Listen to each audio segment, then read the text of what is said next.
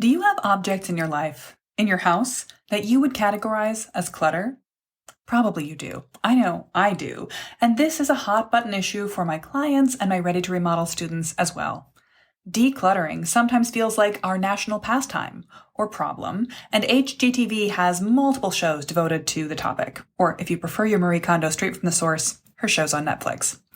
I've talked in the past about how to manage clutter in your life with design, and that's all well and good. But today, I want to talk about this from another angle. First, is the so-called clutter in your life actually a problem you want to solve? And if, and only if, it is, what is step one to solving it? Hey there, welcome back to Mid-Mod Remodel. This is the show about updating MCM homes, helping you match a mid-century home to your modern life. I'm your host, Della Hansman, architect and mid-century ranch enthusiast. You're listening to episode 1608. And this episode is for everyone. You don't need to be planning changes to the architecture of your home to find this useful. Maybe you just listen to this podcast because you like to hear me natter on about mid-century stuff. You might live in an apartment, a dorm, in a house that's not mid-century. You probably still do have things in your life that you want to get rid of. I'm not saying you should. I'm not saying you must. I'm saying you probably want to.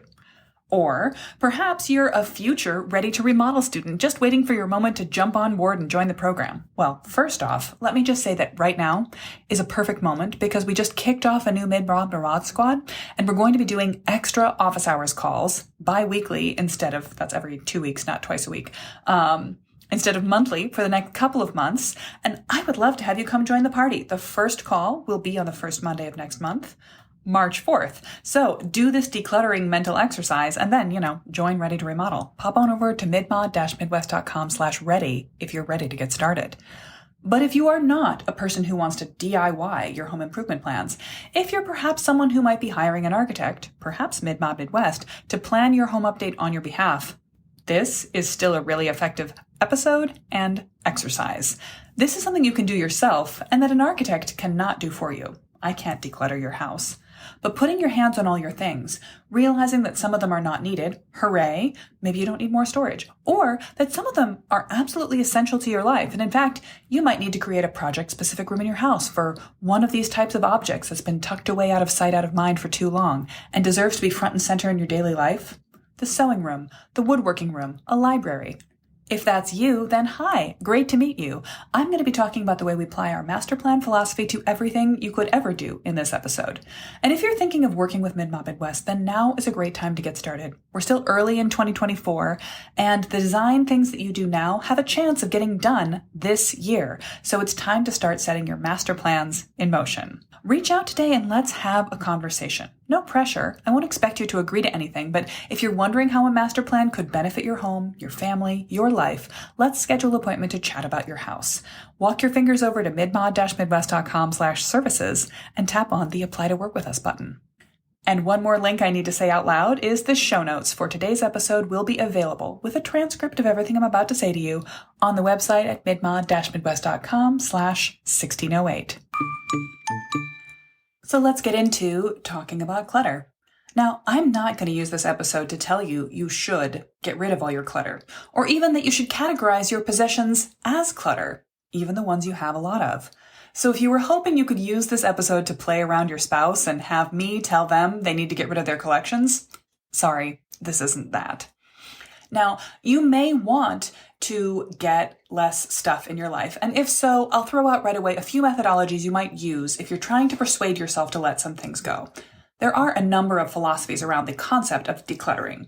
There's a room-by-room method, where you gather all the types of things, the tools, the cooking equipment that's probably in the kitchen, all the clothing in the bedrooms, get the stuff out of storage and bring all the clothes to one room, then break it down by categories, by person in the household, by size, by hobby, by season. This can be a useful way to persuade other people or to persuade yourself to let go of things that you might not miss or that you don't need because you've got multiples of them. If you worry that you need to hang on to something because you might miss it later or you might need it later, another method you can easily use to allay that fear is to put things into a container and set them aside for an amount of time. An era a period, a season. People do this by setting all the hangers in their closet backwards and then turning them forward as they wear an item of clothing at the end of the year. If there's something still turned backwards, it means you haven't touched it in a year.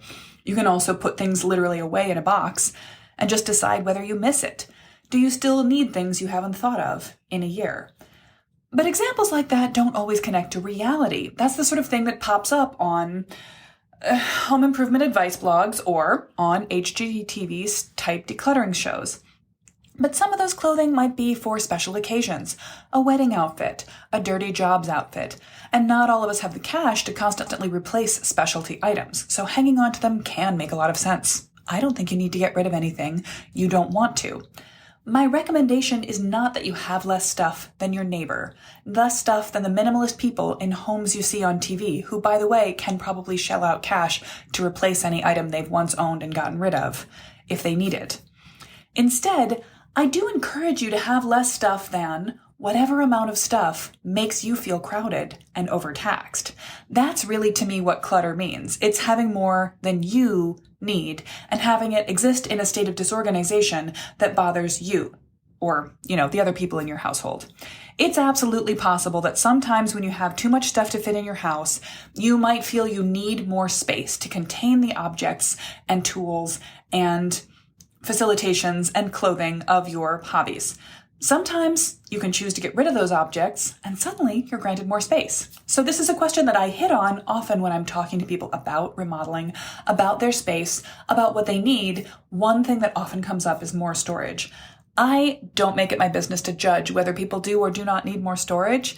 I think it's a separate question. Whether the space you needed is just configuring what you have in a better way, or perhaps having more to put things into.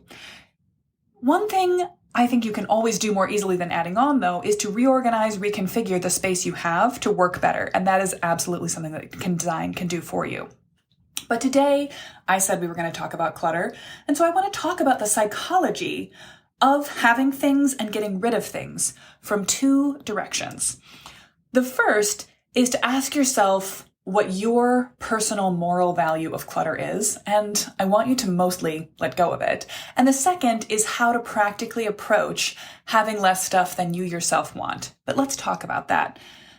Decluttering, having less stuff, can be a good thing if it is for you, for your mental clarity, your happiness, your sense of ready to start on new things. But decluttering is not necessarily a moral good in the world. And it's certainly not more important than other ways to make a difference in the world. When people describe having too much clutter, too much stuff, there's a lot of moral outrage attached to that concept. And Americans love to beat ourselves up and to beat each other up for how much we accumulate. But whenever this happens, whenever there's a moral outrage around something, I get suspicious. It reminds me of recycling. Look, I recycle, and I hope you do too. It feels like a kick in the guts to planet Earth to throw things right into the trash. But even as I wash out my yogurt containers and put them in the bin, I often reflect on the idea that the concept of recycling was introduced by the plastic industry in the 1970s as a marketing smokescreen to cover up the fact that they had created a new material and introduced it into our consumer economy, which had no endpoint, and it was creating huge new problems. Unlike the glass milk bottles, which could be rinsed and reused, or metal containers, which could be scrapped and repurposed, plastic was and is fundamentally single-use. And that was true then, and it's still true now. Even when something is made from recycled plastic, it's not the same quality of plastic that it was before. It can only be downcycled. Glass can be cleaned and melted down and turned into more glass of equal quality. Metal, for the most part, the same. And that's why people steal copper wires out of buildings, for example. But plastic in its first incarnation is not the same thing ever again once it's reused. And it can be reused at best only once. Knowing all of this completely, marketing executives in the plastic industry decided to put about the idea that they would gather back our plastic items and repurpose them, and that it was our consumer responsibility to gather those items and help them to do it well. Municipalities got on board, and for decades, we've all been participating in this scheme, which has been effectively fruitless. Less than 10% of all plastics produced have ever been recycled. I don't say this to get you down, but I'm going to give another example. Similarly, the concept of the carbon footprint, the idea of how much non-renewable resources you, me, your neighbor, individuals use in our lifetime, and is based on our daily choices, is useful, is a helpful metric we should pay attention to. And it was first introduced actually not by marketing executives, but by hopeful environmental activists. And in this case, it was hijacked and very heavily pushed in the early 2000s by the marketing firm hired by British Petroleum. You might know them as BP. The idea they wanted to get into our heads was just the same as plastic recycling. The carbon footprint calculator that they released and propagated everywhere was meant to make you feel that your energy consumption was your fault and the fault of your neighbors, and that we should all pay attention to that and feel guilty about ourselves rather than looking for the man behind the curtain. Big oil, big corporate interests. If you want to go down a rabbit hole, Google it. But okay, this is an episode about clutter, not about carbon footprints or plastic recycling. If you're shrugging your shoulders at me, you already knew this. Good for you. If you did not know this, hi, welcome to the revolution. But I want to talk about the idea of the moral outrage around clutter. We have too much stuff. It's all our fault. Feel bad about it. That cycle of feeling bad about it is never helpful. And similarly to plastic, all the stuff we have in our homes, much of it plastic, we have a certain amount of consumer choice. Sure, we all make personal choices, but we also live in a capitalistic society where we have to live our daily busy lives. We choose to, we want to buy the stuff for all sorts of reasons of convenience, practicality, efficiency, psychology, preference, personal expression, love and affection for ourselves and for other people, our animals, and then those things add up in our houses. So what's the point of this first diversion? Don't beat yourself up. This is not an episode about berating yourself, holding your hands tighter, becoming a better person, and divesting yourself of all extra stuff. No, it's an episode about finding balance. You matching up yourself to what you want, and then dealing with things to the extent that you want to deal with them and moving forward. So the second direction I want to come from is if you want to have less stuff than you have, you need a helpful way to think about that as a project, because getting rid of stuff is a project. It's partly part of our daily lives, but it's not what you're going to do every Monday morning before you get out of the house. So when we think about projects, I think about the lazy genius. And as I was preparing to record this, I thought, as I often do, about a recent Lazy Genius podcast episode just dropped in the last couple of weeks by Kendra Adachi. She was talking about how to encourage yourself to complete a project. I love her so much. Now, this is nothing new, nothing she hasn't said before, but it felt so profound that as I was listening to her, I had to stop and take notes while I was walking Roxy, which is how I often respond to podcasts that I listen to in the morning. Now, I'm going to cover her points very lightly here because if you want to know more, and if you would just like some of her kind big sister energy added on top of, dare I say it, my own, go check it out. It's her episode number 353. In it, she lays out 4 ways to recognize something that is a project rather than a daily part of your life, and then 7 steps you can follow to make a project actually happen. I want to focus on that because the first step is just to identify a time, not when you will do a project, but when you will make a plan for how to do that project. Remember, the first step is not to do the thing. The first step is not even to make a plan. The first step is to realistically identify in your head when you will have a little bit of leisure or a little bit of open space, or you will make some, to think about that project. This is what I loved so much that made me stop and laugh out loud and then make a note, which is to acknowledge that we don't make realistic time and space to do unusual things in our lives. And yes, decluttering is unusual. You don't usually wake up in the morning and declutter a little bit before you get your whole family out the door to start the day. So it's to give yourself the credit to say, it's not even that you need to make time to do it. On Saturday, I will declutter. Instead, it's on Saturday, I will sit down with a cup of coffee for 15 minutes and think about what decluttering means and how I'm going to go about this project and what the end point of that project is so I'll know I've finished it and more. If you fail to plan, you plan to fail. And if you fail to put time on a calendar to calm down and make a plan, you plan to fail. I love this so much. I needed to hear it, and you probably need to hear it too. This is absolutely true times a billion about, by the way, your remodeling plans. You won't remodel without a plan, and you won't plan your remodel without a plan of when you're going to plan. So do yourself a favor and set some times on the calendar, make some holes in your weekly routine when you could think about when you'll look at your big picture. So You need to make a date with yourself to declutter. It's not just a matter of feeling bad or tripping on something and having too much stuff and then just getting rid of it somehow. Instead, give yourself a little grace and make a date with yourself and possibly someone else to think about how decluttering affects you. No, seriously, right now I am not saying this to you in a philosophical way. I'm asking you when. If you're listening to this episode with intensity, you're thinking you want to declutter, when are you going to make a date with yourself in the near future to think about the decluttering that's been on your mind? Clearing kitchen cabinets, making extra space in the garage to pull a car back in now that winter is over, paring down special project tools for a hobby you no longer really pursue, getting rid of clothes you don't put the kids in anymore, whatever it is for you. When will you make a date with yourself? Not to do it, but just to think about it. Because you're thinking about it right now. You're listening to this podcast, but you're also just listening and multitasking, driving to work, walking the dog, doing the dishes. I mean, what are you doing? Actually, I would love to know. If you want to send me a DM on Instagram and tell me what it is you do while you listen to the podcast, I would be delighted. I promise I'll answer. So I may be giving you ideas for what to declutter and when, but it's not your time unless it is. Grab your tablet, your phone, a piece of paper, and figure out when you're going to make those things happen. Then, when you do that, when you sit down to think about it, to start your time, I would think, since I've hopefully gotten you into the habit of thinking about your life in terms of the master plan method, we can apply the master plan method to decluttering. Now, I won't say you can actually apply the master plan method to everything in your life, large and small, to a large and small comprehensive project of decluttering even, but you know what? Let's try it. Here's a short version. I'm going to go, this is spontaneous. Dream. Can you apply dream to a decluttering project? You absolutely can. In fact, you should. You must. If you don't know what your life needs, you won't take it on. So you need to want to do it, or you'll get lost in the middle. And at the end, you won't really have made any difference. You'll just have moved things around. How will you know what your decluttering project has been if you don't identify your why, what you're trying to do? So, well, it might be because you've got too much stuff, but that's pretty generic. Let's dig a little deeper. Do you have things now that you feel bad about not using, which is preventing you from starting on other projects with new equipment?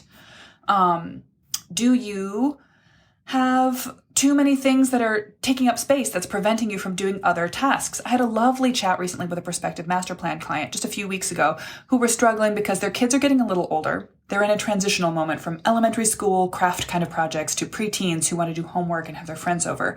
And they have a space right in their main living area that they've dedicated to kid art craft room.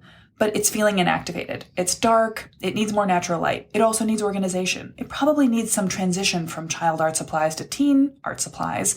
And at the same time, they're thinking about the transitions in their house overall, how activities are going to move from one space to another. So they'll have space in their life, not just to have little kids under their eye right around the corner from the kitchen, but have teens getting to have some private separate area, perhaps in the basement, to go downstairs, have private conversations, watch movies their parents don't want to hear. Have fun, not in their parents' line of vision. This is huge. And this is foundational, a very strong motivation for why they want to make changes right now. Yes, the inevitable changes of their kids growing up, but also their desire to support and protect their kids' lives and to encourage them to grow from curious, creative children into enthusiastic, independent teens. That's really important. And having that why can drive a lot of design decisions that can help you choose to put in time, effort, remodel, declutter, whatever it is. This is truly powerful dream thinking. And I don't know that this couple I was talking to had this in their minds exactly that way, but to me, that's what struck me about what they were asking. If we decide to go forward on their project together, I will confirm this with them, of course, as their why. But to me, it feels like a fundamental reason to make changes to their house and to begin perhaps by decluttering some of those youthful art supplies. So that kind of why behind your plans, I'd love to know what you have. So when you're thinking of, I want to declutter, it's not just the Marie Kondo energy. It's what you want to do with the space, what you want to do with less stuff, with easier to put your hands on stuff, what the clutter is holding you back from. Okay, so that was dream. We did it. How about discover? Yeah, I can see this being useful. Before you dig into a project, you need to know what project you're digging into. Take a little stock. Where is there clutter adrift in your house? Where is it piling up? How long has it been going on for? What types of things feel like the biggest burden to you and your partner, and to your kids if they're old enough to be involved? Does anyone else have the experience of being a teen or a preteen and deciding you were going to organize your room and pulling literally everything you own out of the drawers onto the floor so you could see it all? And then, I don't know, it got dark, or my blood sugar dropped, or I just looked at it and went, oh, crap. Now I have made a huge mess in my room and I have no desire anymore to organize or purge or even to put it all back where it was. Is this just me? Tell me I'm not alone. I have talked to other people who've done this actually. So are you one of them? This is what you do not want to do on a whole home scale. What's overwhelming in a teenager's room will break your brain if you do it in your house. Don't do that in your house. So take a little moment to apply the discovery phase to decluttering, break it into categories, and think about where and what kinds of clutter, extra stuff you're really dealing with. Now, to distill is, on the face of it, perhaps less useful. Again, I can make a case for it. Going back to high school, yes, I was on the debate team. So here's how I would think about distill in the context of extra stuff in your house. Like I was saying earlier, we sometimes accumulate things mindlessly or based on a case-by-case urgent need, and that can be helpful to think about an aesthetic goal around that. So where in your life right now are you, and where would you like to be? There might be stuff you're hanging on to because you bought it for an event. You were gifted it by someone else. It's not your taste. You didn't want to hurt their feelings and you didn't have that thing, so you just started using it, but perhaps it doesn't perfectly intersect with your taste, your life. But perhaps it's something you purchased yourself and you've got an earlier version of yourself being held in place by stuff. Perhaps you have those things and you've set them aside in a disaster room of boxes, but you can't get them out of your house before these things are remnants of your life, before you got together with your partner, or when you were a student, or before parenthood. If you give it a little thought to the taste, the style of the things in your house, and I don't just mean their aesthetic, but their purpose, perhaps, this can help you set a vision for what kind of things you need in your house and more easily identify what does and what does not belong. Now, this isn't for everyone. It's not going to help you sort things physically out of your kitchen that are after their expiration date, for example, but it can help you think about the big picture, not the why, but the what of the things you have in your house. And of course, draft can be easily manipulated to fit a decluttering project. This is where the rubber meets the road. And it might be where you start to actually get your hands dirty or pull some things out of their containers and look at them. We can turn to Marie Kondo, host of her own Netflix shelter show now, and ask her the universal question: does it spark joy? It's a particularly useful question for her, if I remember correctly, because yes, of course, I went through a KonMari phase, to get all the things of one category together and look at them together. I always think of this as the cheat code that she used. Yes, her fundamental vision was, does it spark joy? But when you actually see 12 umbrellas all wound up neatly next to each other, some of them in colors you don't like or with weird product logos on them, you don't have to ask yourself whether 6 of those spark joy. You can just get rid of them, drop them straight into the Goodwill bag. So maybe you have to come to a little bit of self-evaluation about the last few, but pulling everything of the same type in is actually her I don't need to ask about joy move. And you can use this on yourself too, to naturally help yourself let go of some of the things with great mental ease. For developing, I don't know, if there's going to be a master plan vision for clutter, I'm not going to tell you that once you remove some of the excess stuff from your life, you can set your intentions and then become the type of person who never accumulates in excess again. Yeah, pull the other one. But here's the bottom line.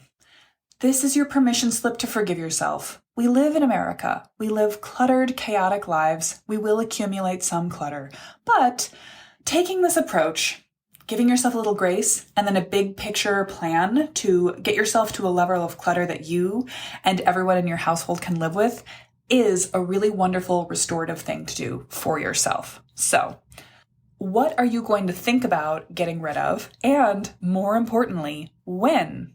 Not are you going to do it, but when are you going to make time to make a plan for how you reduce a little bit of the clutter in your life? And by the way, by clutter, I mean the things that you yourself don't want to hang on to anymore. All right, so here's a little pep talk to get you moving on whatever is going on in your life. Whether your plans are to, yes, pick a time in the near future to think about your decluttering project or any other project, or to get moving on your bigger picture home plans, I want you to know that now is the right time to start. Everything that's important to you can do better with a bigger planning horizon. So whether your plans are for decluttering in the next week, the next month, or the next year, or more specifically, whether your home improvement plans are for something you can do this week, this month, this year, or in the next couple of years, the sooner you start giving a little bit of time to the planning, to the thinking, to the asking yourself why, the better off you'll be. The theme in my life so many times lately has been that the bigger stretch of time I have between thinking about an action and taking it, the better off I am, the more I enjoy that action, the less recriminations I give myself about it, the more confidently I go into it, the better. So I want you to just feel empowered to take action right now, even if that action is just making a date with yourself to think about what you're doing and why. It's so powerful to begin something, and beginning doesn't need to mean making a hole in the wall or even taking out everything from the drawers in order to categorize them. Beginning begins with a plan. So now is the right time to start, and I hope you feel like you can make a difference. On the let's take action this weekend front, making a date with yourself to plan a declutter time is absolutely worthwhile, but we're also starting to get into the time of year when it's possible to do outdoor projects. And because last week I talked to you about the fun you can have by painting something, particularly painting your front door, I also want to make sure that when you're painting your front door, you're thinking about painting the storm door to match. Now, not everybody has a storm door, but here in the Midwest, they're very common, particularly on older mid-century homes. If you're planning a replacement project to put in a brand new air-sealed, high insulation efficiency, mid-century style front door, you may find you don't even need one. But if you're dealing with an original front door that may have sat a little unevenly on its pins, that may let a little bit of air move in and out around it, a storm door can be a marvelous thing to create an air seal at the edge of your house. It can also be really pleasant to leave your front door standing open so that your dog, your toddlers, or you can glance out at people passing by on the street. But the downside of a storm door is it cuts down on the clear area to show off your charmingly shaped original mid-century or modern update front door, and that it makes the color field of that paint your front door your favorite color happiness smaller. So fix the problem. Paint all the visible parts of the storm door, everything that's not glass, the same color as the door itself. The glance from the street version will be that you have a whole door of the same color rather than a front door in your favorite orange, yellow, or green, and then a white, gray, or black outline around it, cutting down that square footage. If you feel anxious about painting a storm door, it's not an expensive object. Take a deep breath and make your house your own. Paint your storm door the same color as your front door, and you won't regret it. I promise. Clutter and decluttering are such personal issues. I know you have opinions about where you should be in the world, but I hope that today's episode has given you a little grace to think about what you actually want to do about this.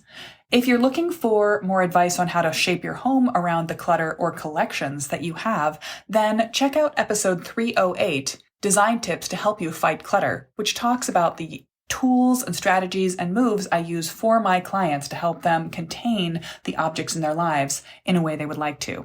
One more reminder, today is the perfect time to join us inside of Ready to Remodel before we kick off our next Mid-Mod Remod Squad. If that's you, I hope I'm going to see you at the Monday office hours call next week. And if not, well, then keep on listening, Mid-Mod Remodeler. You're doing great, regardless how much or little clutter you have in your life.